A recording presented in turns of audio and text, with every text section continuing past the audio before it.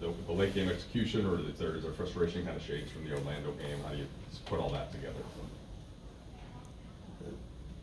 Different type scenario in the Orlando game, but certainly frustrated with late game execution. You know, turnover. Ron makes a great play to get the block. You know, wasn't exactly the right sort of angles and screening that we had sort of done a few times, many times, you know, in practice, in our one of our end game, get the ball in place. And, I think the concern when you run that is when AD comes back towards half court. You know, that's not what you want ideally. Because then he's sort of in a trappable spot versus catching in the middle of the floor. And then, you know, they did a good job just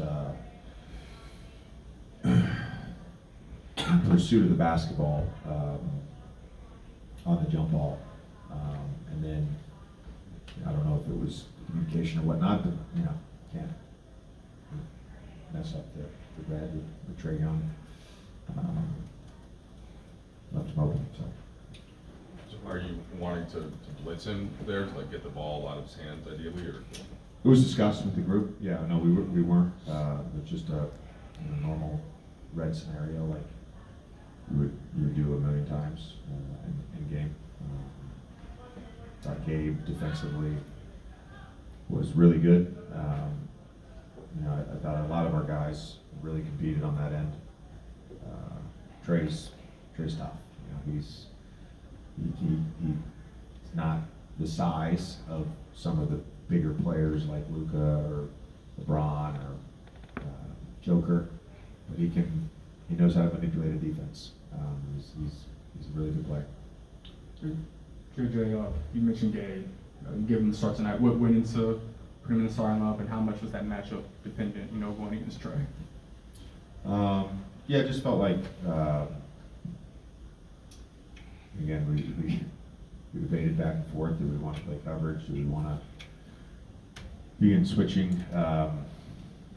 You know, I think he was 9 for 25.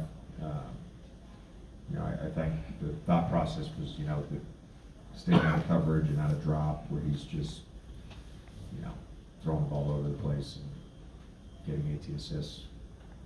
It's not the right option, and he's 20. So, did do a great job of our Reds in general. Thought when we did it, it was solid, and we kept people in front of us, but yeah, just too much. You know, we talk all the time too. Is like if we're gonna, you know, we always at the whole season have had switching groups, and if you still need a low man, and I don't think we were great with our low man tonight. Had a couple good low mans, but didn't have good low mans. In Miami, a lot of the guys were talking about their own accountability and needing to improve upon that as you guys move forward. When you get a 39-point triple-double from LeBron, but you know, maybe ill-advised 3 into the 4th, and you have nearly the same numbers from AD, but you could probably look at some of those turnovers. Gabe plays his best game as a Laker, but maybe that defensive possession doesn't go the right way. What's the best way to kind of acknowledge that, you know, there was strong performance, but it's the margins that. Yeah, I told the group that I appreciated their effort, their intent, their energy, and truthfully, a lot of their execution. Like we did enough to win a basketball game tonight. We did enough to win a basketball game, similar to Orlando, similar to Oklahoma State. I thought we did enough to win a basketball game, and I'm very appreciative of that. And you can like build on that. You can, you know, adjust and scheme, and maybe tweak some things late game. That stuff you can build on. Kind of along those lines with Gabe, in a heavier volume role, it seemed like not just defensively, but you know, he was able to get in the paint some, create a little bit for people. On the bigger picture picture, what did he do tonight that maybe showed what he can do as part of the rotation and getting this team sort of pathway to winning? Yeah, I think the biggest thing is just his defensive toughness, and he, I think, has played aggressive throughout the season. It's not like he's passing stuff up. He's just not as involved when he's like the third ball handler, if that makes sense, versus the first or second ball handler. And I'm certainly comfortable with Gabe out there on the court.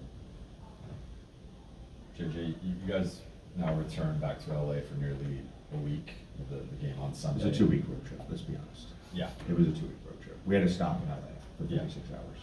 So what can that do for the group in terms of having a little bit of a break after the Sunday game and just being in LA now for having a little bit more stability there in terms of just resetting and kind of Yeah, I mean, figuring out the stretch? We got to turn around and play a great game and go beat a really good Detroit team. Or, sorry, Portland on Sunday. And they're tough and they play fast and they have athletes. Like, again, a lot of the stuff that has given us issues this year in terms of just their movement and quickness and all that stuff. So we got to do it on Sunday. And then that break, if you call it a break, for 3-4 days, like, we have to use that for our minds, for our bodies, for cleanup. It'll be a good opportunity for us. But I don't necessarily think the reset starts Monday, in terms of kind of focusing on us, our bodies, our minds, our execution, all of those things. We got to go win a basketball game on Sunday. Two more. Coach, forgive me if you answered this in the past, but watching LeBron in the lens of a coach now, at this age, to see him do what he did tonight, what is that like? What is that your vision?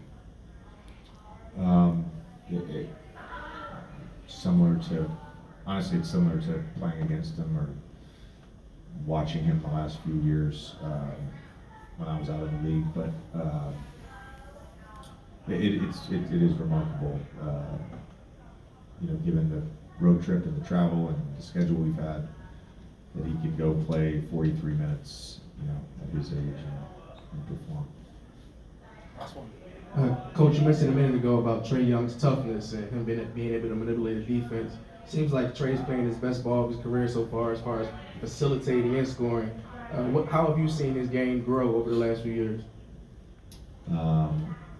Yeah, I think he's actually a little more active defensively.